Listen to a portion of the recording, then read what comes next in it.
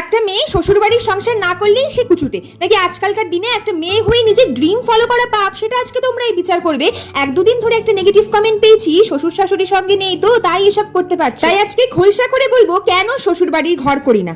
রান্নার আজকে রাজ্য পাঠ, প্রচুর চাপ, তাই ভাবলাম হালকা একটু রূপচর্চা করি। আমরা হলাম সব জানতে গামছাওয়ালা, বেশ বুঝি যে স্কিনটাকে ভালো রাখা কত জরুরি। তাও দিনের শেষে বলবো আমার তো সময় হয় না। একটুখানি ফেস প্যাক জলে গুলে লাগাতে কতক্ষণ লাগে গো, তারপর চলে আসো রান্নাঘরে, রথ দেখা হলো, কলাও বেচা হলো। মোরোকান ক্লে মাস্ক লাগালাম, এটা আমাদের tan, black head, white head দারুণ রিমুভ করে, পুরো ভ্যাকুয়াম ক্লিনারের মতন। আমার তো ভীষণ ভালো লাগে। সুস্মিতা, তোমার রিকোয়েস্টে আজকে ইলিশের পাতলা ঝোলের রেসিপি দিলাম। বেগুন, কালো জিরা আর মাছটাকে হালকা একটু নুন হলুদ দিয়ে ফ্রাই করে সাদা জিরা ভিজিয়ে রেখেছিলাম, এটাকে লঙ্কা দিয়ে বেটে লাস্টে একটু কাঁচা লঙ্কা চিড়ে দিয়ে দাও। শ্বশুর শাশুড়ি খড়গপুরে চাকরি করে বলে কলকাতায় খুব একটা আসতে পারে না, আর বরের কলকাতায় চাকরি বলে আমরা এখানেই খুঁটি বাঁধা।